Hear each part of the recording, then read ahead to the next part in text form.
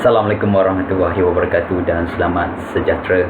So hari ini kita sambung lagi dengan topik yang sama di bawah tajuk fastener. Topik yang lepas kita dah tengok pasal strength of materials dan juga strength untuk case fastener. Okay, sebab kita tahu fastener jadi dia ada material dan setiap material tu dia ada some limitation. Dan untuk case kita akan tengok dua jenis table yang kita dah introduce sebelum ni. Satu table yang kita boleh dapat table ni digunakan untuk dapatkan nilai SP ataupun proof strength. Sebab kita dah define itu, proof strength tu adalah maximum stress yang boleh occur di dalam bolt design ataupun screw design. So kalau lebih daripada this value, maksudnya bolt itu akan patah lah under load. Okay, ataupun kalau kurang, maksudnya kita pasti that this bolt boleh sustain that load under load. Okay, so kalau kita dah cakap pasal material dan juga dia punya correspond strength dia, so adalah lebih baik macam mana kita nak quantify stress di dalam screw. So kalau kita ada load tu, contohnya saya ada 1 kN load, adakah kita punya screw tu akan patah under that kind of material? So sebab tu kita kena kaji lah konsep of stress. Stress ni adalah salah satu instrumen yang kita boleh gunakan ataupun check untuk kita gunakan untuk check whether that bolt tu patah ataupun tak patah under load, dengan tengok balik ataupun refer balik dengan material punya capacity. Okay, sebab tu kita nak tengok hari ni adalah konsep of stress dalam screws. Okay, dan kalau kita tengok di dalam screw joint, kalau let's say saya lukis sedikit lah, kalau kita ada bolt say we have bolt design, macam tu. Sebab kita punya purpose lebih kepada bolt design. So bolt ni sebenarnya kalau kita buat bahagian dua part, satu threaded part, then another one is unthreaded part. Dan of course dia ada this gigi ni, gigi thread. So antara semua ni, kalau let's say kalau bolt ni di under load, contohnya kita bagi satu load yang dikenakan ke atas bolt ni, contohnya saya ada load P, saya punya external load. Dan kalau takat macam ni pun so sebenarnya bolt dia takkan macam ni, dia takkan duduk seorang-seorangnya, dia mesti ada kawan baik dia. Kawan baik dia, let's say kita engagekan dia dengan nut kat situ. This is nut. Alright, so saya ada dua tadi, satu saya punya bolt dan saya punya nut. Agak-agak lah antara semua structure ni, antara kita ada bolt ni, so saya ada bolt, saya ada nut, itu saya tarik satu load, external load yang ada di situ, dia tertarik situ dalam keadaan tension untuk case ni. So antara semua bahagian bolt, kepala bolt, shank yang unthreaded tu dan juga bahagian threaded tu, kat mana tempat yang akan patah dulu di dalam bolt design? Agak-agak kawasan mana? Adakah di kawasan head? Head? Adakah di kawasan unthreaded shank ni? Unthreaded shank, ataupun di kawasan threaded. Threaded punya location lah kat sini. Untuk case ni di bahagian bawah tu, yang ada engage dengan nut tu. So, agak-agak kat mana yang akan patah dulu? Yang akan patah ke haus ke? So of course yang akan patah tu adalah di kawasan bahagian gigi, di bahagian gigi thread ni yang akan menyebabkan tempat itu akan patah. So untuk kes ni di bawah static condition ataupun di bawah load P ni lah. So dalam mana-mana design, apapun design bolt, tempat yang vulnerable, tempat yang pasti, tempat yang akan patah dulu, yang akan fail dulu adalah di tempat di bahagian thread lah untuk kes ni. Sebab tu study stress di kawasan thread sangat penting lah bila kita nak design fastener ataupun untuk kesnya adalah threaded fastener lah. Okey, di kawasan ni juga kalau kita zoom in di kawasan di bahagian track ni kalau kita tengok secara detail, kalau kita zoom besar, saya padam sikit, saya nak buat kali hitam sorry. So kalau kita zoom in sikit di kawasan tu, okey, so di kawasan ni sebenarnya dia ada this sharp juga sharp notch juga so sharp notch ni, okey, di bahagian yang right angle tu it's a right angle tu basically. So tempat ni adalah tempat yang kita panggil sebagai tempat yang akan multiply the load yang kalau ada acting kat situ. So dia akan kita panggil sebagai tempat stress concentration. Okay, walaupun saya kira stress let's say saya kira stress, let's say 1 km, so dia akan generate 10 megapascal stress. Tapi di kawasan yang saya yang tempat yang stress concentration ni, let's say dia akan multiply mungkin dia akan jadi 15 megapascal. Sebab tu usually kalau kita tengok di dalam bolt design, tempat yang akan patah dulu selalunya tempat yang ada di track sebab di bahagian track ni selalunya dia akan initiate stress concentration, dia akan multiply stress di situ. Okey, sebab tu study ni sangat penting lah stress test in screw especially di bahagian track lah. Okey, so dan of course lagi banyak gigitan, of course stress akan reduce lah selalunya macam tu, sebab kita anggap that load tu akan dibagi sama rata dengan berapa banyak gigitan thread lah. So kalau kat sini untuk kes ni kita ada berapa gigitan ni, kita ada 1, 2, 3, 4 dalam 4 gigitan di situ.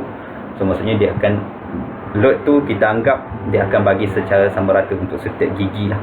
Okey, macam tu itu dia punya konsep konsep idea tu So lagi banyak, sebab tu lagi banyak gigitan lagi tinggi load yang dia boleh carry lah untuk setiap bolt ataupun nut connection lah bolted connection. Okey, so lagi sikit gigitan lagi tinggi stress yang akan develop di bahagian track. Okey, alright, so salah satu cara untuk design kalau nak pastikan boleh reduce stress, biasanya kita try banyakkan lagi gigitan lah so dia akan reduce some stress di situ. Okey, so itu general idea stress. Tapi sebenarnya stress ni ada pelbagai bentuk kita ada yang paling mudah sekali yang kita belajar dalam strength itu adalah axial stress. So kita akan tengok lepas ni apa tu axial stress. Kedua kita ada yang kita panggil sebagai torsional shear stress. Yang ketiga kita combine antara axial dan juga torsional. So ini yang selalu berlaku di dalam screw design. Torsional dengan shear ni sebenarnya dia akan combine. So kita akan dapat combine satu effective stress nanti yang kita sebagai atomizer stress. Dan yang keempat kita ada di bahagian gigi thread kita ada direct shear stress yang acting di dalam tu. Okay, yang keempat. Dan yang kelima kita ada bearing stress lah Okay, so kita ada jenis 5, lebih kurang 5 stress yang kita akan discuss di dalam topik stresses in screw. Okay, banyak. Okay, intro pun dah lama. Okay, so let's kita pergi yang paling mudah antara semua ni kita nak tengok yang pertama adalah axial stress. Okay, axial stress. So stress ni ada dua sama ada tensile stress, okay, ataupun dia boleh juga kita panggil sebagai dan juga kita panggil sebagai compression stress. Okay, so biasanya tensile adalah arah keluar kan ini saya rasa semua dah tahu dah tensile arah keluar, load dia arah direction keluar. So let's say ini adalah specimen, so arah keluar, ataupun bolt lah arah keluar. Dan yang compression dia arah macam ni lah Okay, so dua ni adalah dalam kategori yang sama, adalah kategori axial stress. Okay, so let's say kita try lukis sikit let's say saya ada macam sama sebab kita tengah discuss pasal screw. Let's say saya lukis untuk case ni saya lukis bolt macam tadi. Okay, so sorry lah tak berapa cantik, tak berapa tepat sikit. Okay, let's say saya ada track juga macam tadi. Okay, So macam yang kita bawa discuss tadi, yang tempat yang vulnerable adalah of course di bahagian track tu sendiri lah okay. Let's say macam tu bawa dan dia engage dengan nut lah dan dia experience this axial load. Okay, contohnya untuk kes ni saya ambil satu contoh tensile lah tensile load. So P macam tu dan juga this speed lah okay. So bila ada tensile load dia akan berlaku axial stress untuk kes ni adalah tensile stress akan develop di dalam structure ni. Dan kalau kita ambil sedikit kawasan, let's say saya ambil kawasan sini okay, DR ni okay, DR ni saya ambil dalam bentuk cylinder shape okay. Macam tu lah kan, sebab benda tu kan bentuk macam bentuk silinder so cylinder shape tu so kalau saya boleh padam sedikit okay, bagi nampak sikit cylinder shape tu okay, macam tu. Lepas saya keluarkan that cylinder tu okay, bentuk cylinder macam ni. Alright, that one. So yang this size ni basically adalah diameter adalah diameter DR lah sebab DR yang paling kecil, so tempat yang paling kecil kan mudah patah okay. Let's say kalau saya ada material sama, besi sama, satu size 1 inci, satu size 2 inci inci pula satu size 10mm, satu size 20mm. So saya kalau kita tarik material sama dua-dua, kalau kita tarik masa tu akan patah dulu, of course yang size kecil lah okay. Sebab tu kalau sebab kita dalam board ni kita ada banyak size kita ada D, kita ada DR okay. So dalam kes ni tempat yang vulnerable akan patah dulu adalah tempat DR tu sebab tu kita investigation ni lebih kepada DR lah okay. So bila kita ada that structure, so bila ada P tarik, basically stress akan develop di dalam structure tu so kita ada stress so this is stress dan kita anggap stress tu adalah uniformly distributed so di atas plane tu okay, sama dengan macam ni. So dia ada stress lah. So this stress akan develop di atas permukaan so di atas cross sectional area. So untuk kes ni mesti area atas tu okay, yang bawah tu saya tak lukis kan tak nampak pula okay. So stress ni kita boleh kira lah okay. So stress ni boleh kira, kita guna rumus yang kita dah belajar sebelum ni. So stress adalah P divided by area lah so this stress magnitude boleh kita kira, so P divided by area okay. Untuk sini A tensile area lah so P divided by tensile area. So tensile area ni kita boleh cari kan okay. So 80, so untuk case okay, for UNS board okay, kita guna hari tu kita ada satu table. So table apa itu kalau kita boleh tengok, so ni adalah UNS punya table. So dalam table ni kita ada 80 juga tensile stress area so basically kita boleh ambil melalui table 15.1 lah untuk dapatkan 80 untuk correspond size tu lah okay. So daripada sini, so basically kita boleh guna table 15.1 to get 15.1 to get 80 okay, size 80 okay, untuk case unified series. So for ISO series, so pun kita boleh dapatkan juga daripada table sebelum ni juga okay. Kita akan gunakan table 15.2 okay, to get 80 tensile stress area okay, 80 okay. So tensile stress area kita kalau kita refer balik dalam gambar rajah hari tu, so ni adalah ISO table 15.2. so basically dekat cost trap okay, kita ada juga this tensile stress area and then juga fine trap pun ada. So kita boleh refer this number lah berdasarkan sizing lah okay. So cuma beza dia itu apa okay, ISO untuk milimeter dan juga UNS untuk inci lah. So pastikan unit dia adalah konsisten lah bila nak guna rumus screw okay. hopefully semua boleh faham apa yang saya tengah discuss ni. Okey, mana pula tadi? Tak jumpa dah pula screw kan dia ni.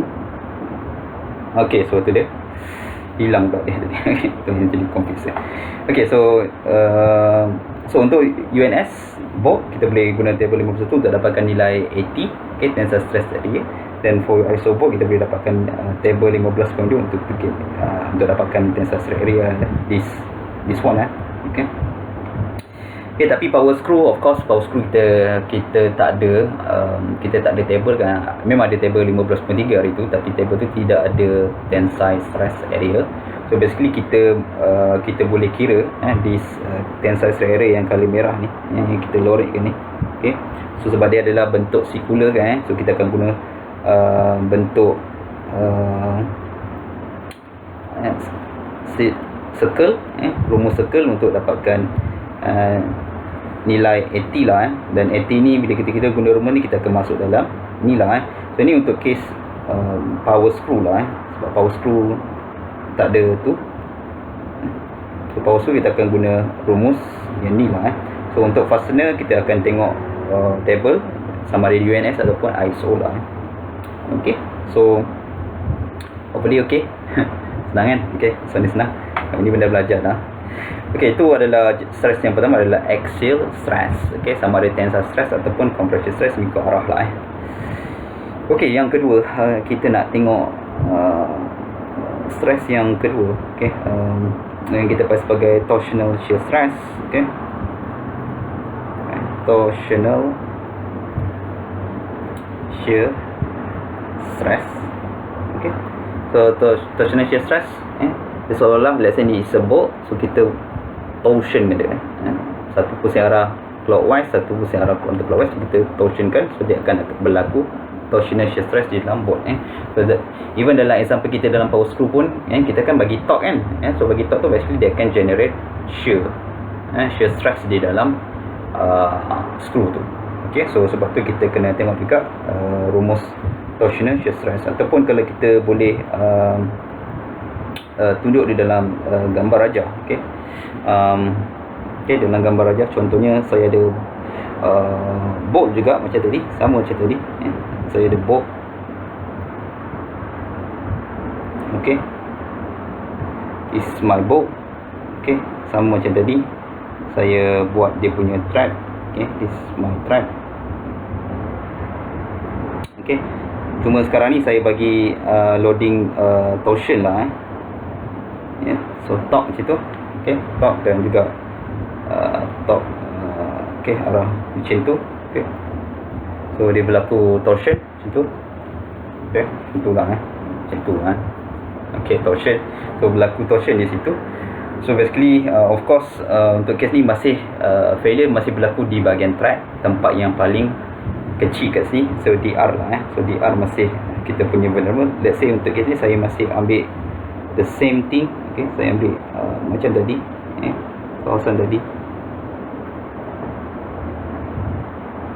Okay, so kawasan ni saya bawa keluar, so saya lukis macam tu. Okay, besar sikit lah bagi nampak sikit. So untuk kes ni, so kita ada torsion lah so ni di sini adalah axis of rotation dia this axis of rotation, so macam tu. Okay, so kita akan nampak shear stress akan berlaku di permukaan merah di bahagian atas tu. Kita akan nampak this shear stress so shear stress, so untuk kes ni dia akan ada berlaku di situ. Okay, dan magnitude dia semakin berkurangan bila dekat dengan axis tu lah Okay, macam tu. Okay, ni adalah tau. Okay, sama juga di bahagian bawah tu. Okay, so kita akan nampak so magnitude yang paling tinggi adalah di bahagian luar tu dan semakin mengecil bila makin ke dalam lah. Okay, so ni adalah kita punya tau. Okay, So tau tu sebenarnya kita boleh kira magnitude dia shear stress shear stress di bahagian tu. Okay, so tau ni kita pakai rumus yang kita dah belajar sebelum ni, adalah TC over J. Okay, so TC over J. So C adalah T adalah apply torque, this one is apply torque. Okay, C adalah distance yang kita nak measure. Okay, so contohnya, so C tu paksi dia daripada axis of rotation sampai ke luar lah. Okay, so ni arah C lah. Dan tau max, okay, tau max occurs when C equals to, okay, so kalau ni adalah jarak ataupun besar dr tadi, so tau max akan berlaku pada kedudukan R ataupun kedudukan dr over 2 lah. Okay, so ni tau max akan berlaku, kedudukan tau max lah.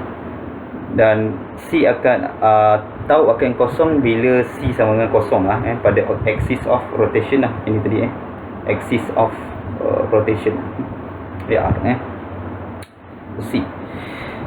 Okay, dan of course lagi satu adalah bukan axis of rotation, C tu adalah dia punya centroid lah, lebih kurang macam centroid ya. Dan J ni adalah second polar moment of area. Okay, dan magnitude adalah kita dah belajar dalam static dulu, so pi over 32 dr cubic lah. Okay, so since kita dah ada semua ni, so kita boleh substitutekan J dalam ni dan C ke dalam ni.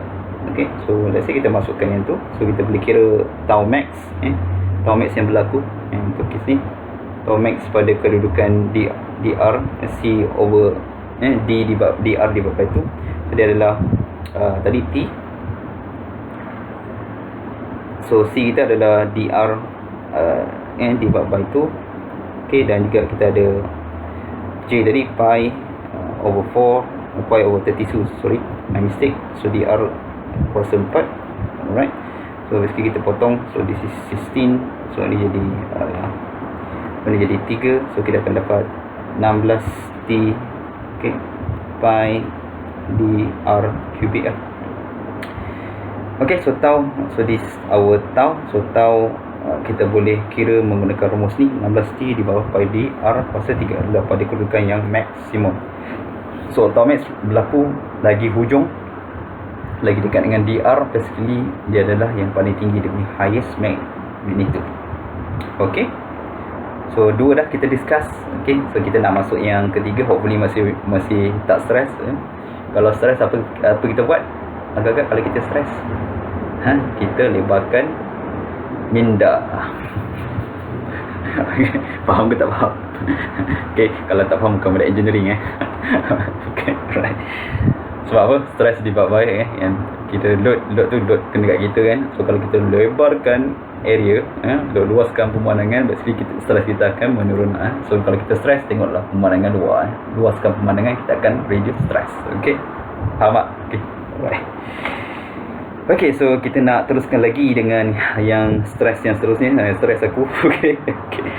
Kita nak combine dua stress ni. Kita ada axial stress and torsional shear stress. So macam mana kalau kita nak tengok untuk case di mana kalau kita combine torsional dengan axial stress. Okay, so ini yang ketiga kita. Okay, so combine, kita panggil sebagai combine torsion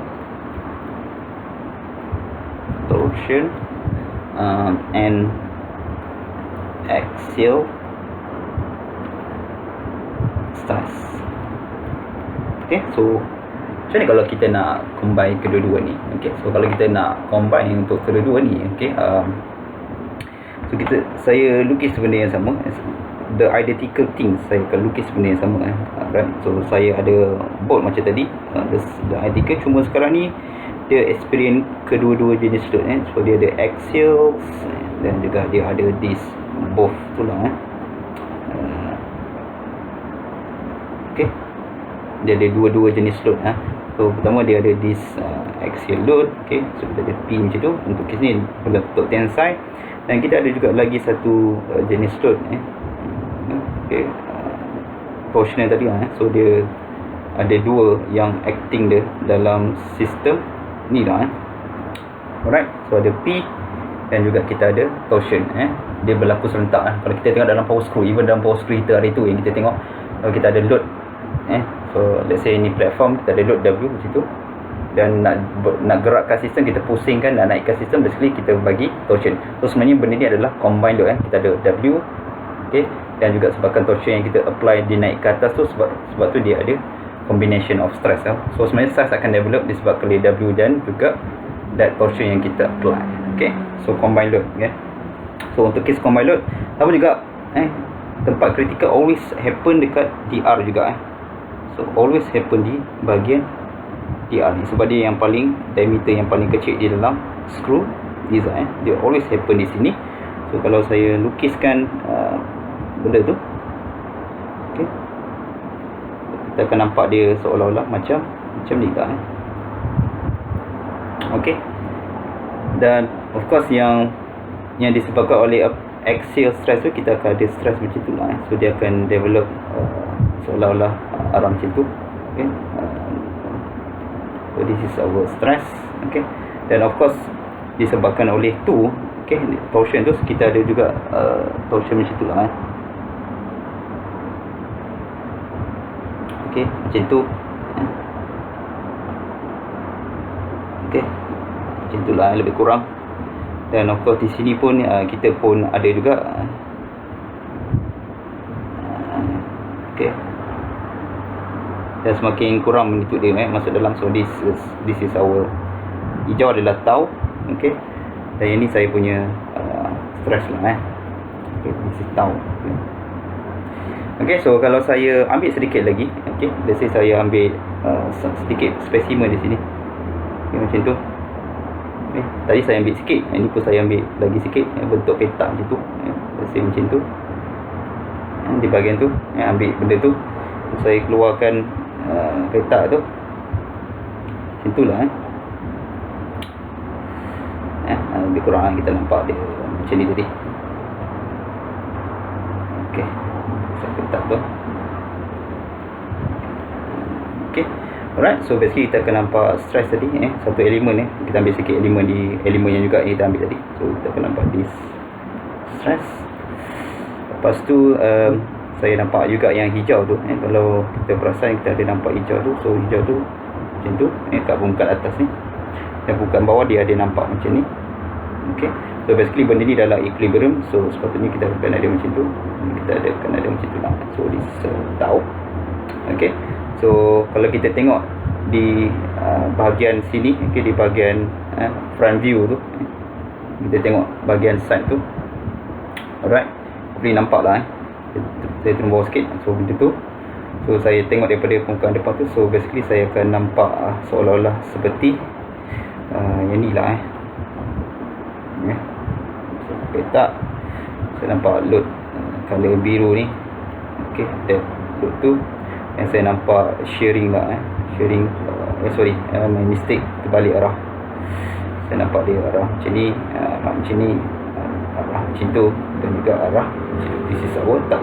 Saya rasa semua orang dah familiar dengan bentuk elemen ni okay, yang kita ada study di dalam subject strength lah okay. So basically benda yang kita nampak ni, yang kita baca dalam slide tu sebenarnya dia adalah combined load antara shear dan juga antara axial stress. So sebab kita ada analysis.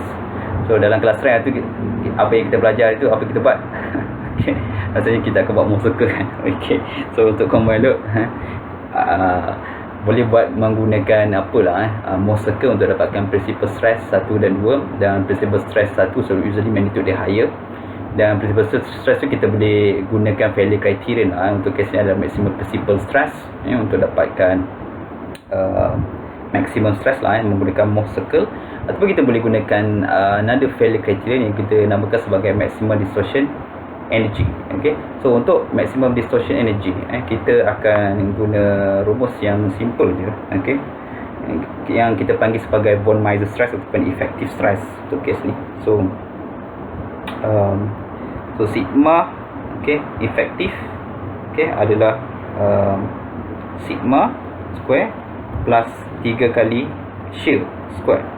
Okey, so stress, okey, ataupun axial stress ni kita boleh dapat daripada rumus yang sama sebelum ni, P/80 tadi. Okey, sama je untuk case yang color biru ni, this biru ni biasanya kita boleh kira pakai rumus tu, dan kalau hijau tu tau tu kita boleh guna rumus yang sama macam tadi. Okey, 16T by dr cubic lah. So this is kalau hijau. So dapat kedua-dua nilai stress ni, okey, shear stress, torsional shear stress tau, dan juga axial stress sigma. So kita masukkan value ni ke dalam equation yang ni lah masukkan. So kita akan dapat satu nilai lah, okey, nilai effective stress. So effective stress ni kita boleh compare nantilah dengan proof strength SP. Okey, kalau sigma effective kurang daripada proof strength, maksudnya dia survive. So kalau sigma effective ni, okey, lebih tinggi daripada nilai SP proof strength, maksudnya bolt tu patah. Okey, right. So ini adalah combined load lah. So combined load ni dia adalah combine antara torsion dan juga axial stress. Okey, so ini cara dia macam mana nak, so cara, jangan risau pasal gambar rajah yang saya lukis tu. Okey, so cara dia guna sama, kira stress ni P/80 dan juga tau sama dengan 16T over pi d r cubic, dan kita masuk ke dalam equation ni untuk dapatkan satu nilai sigma efektif lah, satu number tu kita compare dengan SP. Okey, sama dia rendah ataupun tinggi. So maksudnya kalau tinggi patah, rendah selamatlah design tu under load. Okey, good okey, alright. So ada lagi stress betul aku. Okey, aku pengajar stress lah. Okey, alright. Okey, kita pergi yang seterusnya, kita panggil sebagai bearing stress. Okey, so yang seterusnya adalah bearing stress. Okey, nombor 4 kan. Okey, so 4 adalah bearing stress. So untuk bearing stress, okey, so basic bearing stress ni dia lebih mudah kalau kita tunjuk di bahagian gigi sajalah. So let's say saya tunjuk di bahagian gigi saja. Okey,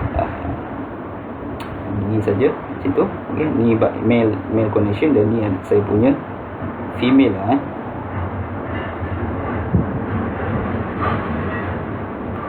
Okey, macam tu. Sila kita buat macam tu lebih kurang Okey, saya ambil sebahagian sajalah saya tak perlu lukis semua.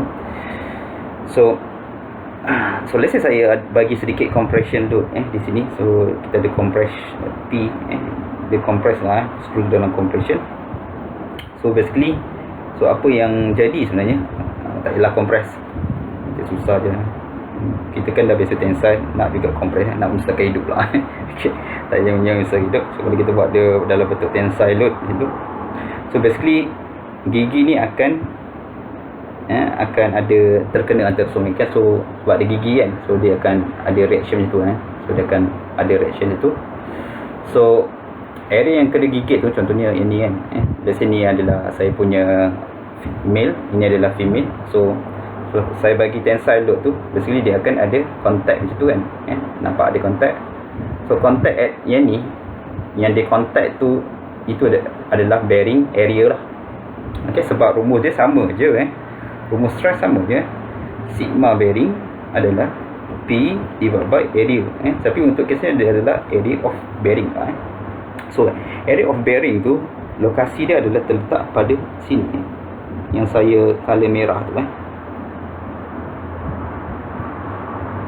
Okey, yang saya color merah tu adalah dia punya area area yang ada contact antara satu sama lain that is area dia yang ada contact. Okey, memang tak nampak. Okey, so so kalau saya define dia bentuk dia seolah-olah macam ni lah yang merah tu saya lukis. So saya lukis straight line tadi kan, macam ni kan, straight line. So saya revolvekan benda tu 360 darjah. Okey, okey, so merah tu saya revolvekan 360 darjah pada paksi ni lah Okey, so ini adalah yang kita panggil sebagai area of bearing lah. Ini kita panggil sebagai bearing area. Okey, that is the bearing dia. Dan juga bearing of area ni juga dia depend dengan number of gigitan. So untuk kes ni so ni banyak sangat ditipu lah. Saya nak tunjukkan kat kawasan tu. So bearing area ni kalau tengok dia depend on number of gigitan. Untuk kes ni ada 1, 2, 3 gigitan. So untuk kes ni yang kita lukis ni adalah 3 gigitan. Sebab apa? Lagi banyak gigitan lagi kurang stres. So lagi sikit gigitan lagi tinggi stres lah. Okay. So bearing area ni dia depend on, so contohnya ada 3, maksudnya ada 3 area lah. So 3 area yang sama macam tu. So dia 3 kali ganda area. So semakin banyak area semakin reduce stress, macam tu. Okay. So ni cara representation macam mana kita nak tahu ni. Sebab dia ada 3, sebab kat sini ada N sama dengan 3 gigitan. Okay. So since kita tahu itu adalah definition dia. Okay. So kalau saya tahu yang ni adalah kedalaman thread, kita dah define itu. So yang ni adalah kita punya kedalaman thread. Okay. Kita punya H, that is our H. Dan kita tahu that engagement antara male dengan female, okay, kalau dia punya diameter yang efektif dia hari tu sampai ke sana adalah saya punya DM. So saya boleh kira this bearing area, this AB saya boleh kira. So basically dia adalah okay, pi DM panjang lilitan ni kali dengan apa? Okay, kali dengan H. Okay. So saya akan dapat tu. Okay. Dan of course tadi load ni sebenarnya dia akan bagi secara sama rata untuk setiap gigitan lah. So sebab tu rumus ni kalau kita update balik sigma B, so load tu dibagi dengan sama rata dengan number of gigitan, okay, bagi dengan area of bearing lah. So ataupun kita boleh tulis dia sebagai P, okay, pi DM, okay, H number of gigitan. So ini adalah rumus bearing stress. Okay. So apa yang berlaku bearing stress? So stress tu akan acting dia seolah-olah macam ni lah, ke atas. So ni yang kita panggil sebagai sigma bearing permukaan ni. So dia ada that sigma that is a sigma bearing. Okay.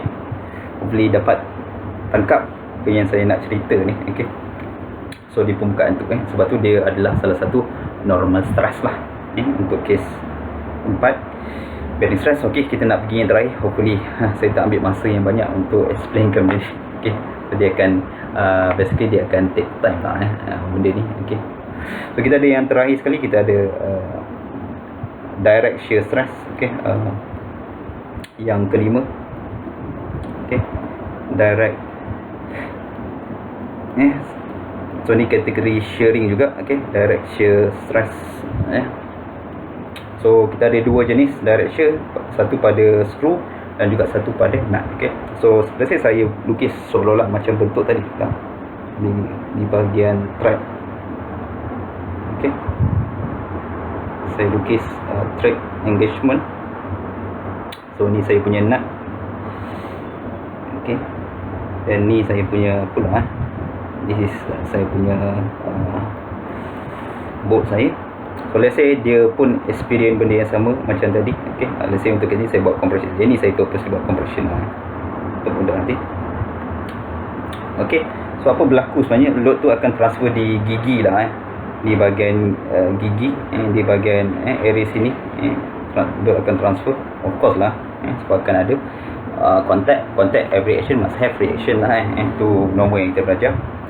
So untuk case ni pula, okay, so untuk case direct shear pada ball ataupun screw so stress dia akan berlaku pada permukaan CD. Okay. Saya lukis merah bagi nampak sikit kawasan ni so tempat akan berlaku stress pada screw adalah di bahagian situ. Memang tak nampak kat situ. Okay. So kalau saya boleh represent dalam bentuk yang lebih mudah untuk kita tengok. Okay. So So let's say yang ni adalah panjang merah tadi. So panjang merah ni, so saya perlu juga revolve 360 darjah. Okay, macam tu So let's say ada 4 tadi, 1, 2, 3, 4. So ada 4 lah. So dia depend juga dengan number of candles. Lagi banyak benda tu, dia lagi sikit stress. Okay, macam tu.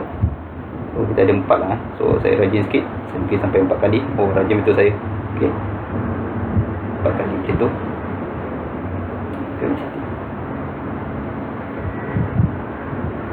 Okay, so then depend juga dengan number of gigitan. So ini adalah dia punya area dia lah, direct shear punya area di situ lah. Okay, so dia mesti tengok dalam bentuk 3D baru nampak this.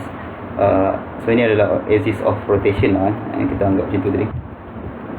Okay, this tengah ni. Okay, so direct shear stress. So kalau ada loading macam tu, so basically dia akan ada direct shear ke arah macam ni lah. So kita seolah-olah berlaku macam tu lah. Ada tau dia akan experience tau macam tu pada permukaan ni lah. So dalam ni pun dia akan ada juga, dalam dia akan reverse lah, sebab dia dalam balance lah, macam tu lah, lebih kurang macam tu. Okay, so itu dia dia punya direct shear. Okay, permukaan tau tu berlaku di bahagian permukaan macam tu lah. That is a tau. Permukaan tu tau. Okay, so tau ni pun kita boleh kira direct shear. Kita anggap dia sebagai seolah-olah macam cantilever beam. Okay, so kita anggap akan berlaku transverse shear. Okay, transverse shear berlaku untuk kes ni. So tau untuk bentuk, kita assume bentuk ni adalah bentuk petak seolah-olah macam beam, beam yang cross sectional adalah rectangular. So sebab tu dia adalah 3/2. Okay, T over A. Okay, so untuk kes ni, ini kita punya A lah, transverse shear punya area. Okay, transverse shear area. So kita boleh kira. So kalau kita tahu yang ni adalah saya punya yang kita bagi sebagai DR. Okay, kalau ini adalah dia punya size, okay, DR, dan saya tahu yang ni adalah saya punya track thickness B. Okay, ataupun this size lah, saya ambil satu je. Ini adalah saya punya track thickness. Okay, saya boleh kira ketebalan, saya boleh kira transverse shear area lah. So transverse shear area, okay, untuk kes ni A shear. Okay, so A shear ni adalah saya buat sikit, adalah pi dr. Okay, pi dr kali dengan track thickness, pi dr B. Dan of course tadi load tu dibagi sama rata ke atas number of gigitan lah. Okay, so kalau kita tulis balik equation tadi, so tau adalah 3/2. So P divided by dengan number of gigitan bagi dengan A shear. Okay, so tau untuk kes ni adalah untuk skru. Okay, tau skru adalah 3/2. Okay, P divided by kita panggil sebagai pi dr D and E, number of gigitan. Okay, so ini yang sebab tu dia jadi bentuk ni equation. Okay, dan of course yang terakhir sekali kita ada juga untuk nut. So this nut pula di bahagian sini. Okay, kalau nut di sini. Okay, so bentuk dia sama macam tadi. Okay, sama dia. So sekarang ni adalah kita punya diameter lah. Okay, D lah. So dia sama je macam ni. Okay, yang 4/4 ni tadi. Okay, sekarang ni kita replacekan yang ni kepada D lah. Okay, sama je untuk nut. So nut dia guna D, kalau screw dia guna DR. Okay, alright. So kalau kita tulis untuk tau nut pula, so idea dia adalah 3/2 juga. Okay, P over NE. Okay, sama idea dia sama je, AS. So sekarang ni AS dia adalah dia guna D lah. Okay, so P pi, d, d and e. Okay, so ni untuk kes tau nut. Okay, alright, so kita dah habis lah konsep of stress. Okay, tapi sebelum saya habiskan ni, saya nak tanya sikit soalan lah sebelum kita habiskan. Okay, okay, so kalau saya nak kira direct shear, okay, direct shear stress untuk case screw dan juga nut, so saya masukkan number. So P sama, design sama, P, let's say P 1 kN, so size D, R, B juga number of engagement pun kita dah tahu. So agak-agak mana satu yang akan patah dulu, ataupun mana satu yang akan bagi magnitude yang tinggi, direct shear screw ke direct shear nut? Agak-agak. Okay, so jawapan dia adalah direct shear pada screw adalah lebih tinggi daripada direct shear pada nut. Sebab apa? Nilai yang kita gunakan tu lah, sebab DR lagi kecil daripada D kan. So DR akan tempat yang akan patah dulu dah. Okay, so kalau kamu pergi satu tempat tu, kamu nampak nut yang patah dulu, maksudnya kamu di alam gaib. Okay, alright. Okay, kita habiskan topik stress tu macam ni. Okay, stress dah aku. Kalau kamu pun stress, saya pun dah stress. Saya tengok benda ni. Okay, so kita habiskan dengan conclusion sikit. Pertama kita ada axial stress tadi, kedua kita ada torsional shear stress, kemudian kita combine dua tadi, combine antara torsional dan juga axial stress. Okay, lepas tu kita ada bearing stress, okay, dan juga yang terakhir kita ada direct shear stress. Okay, itu saja topik stress di dalam screws.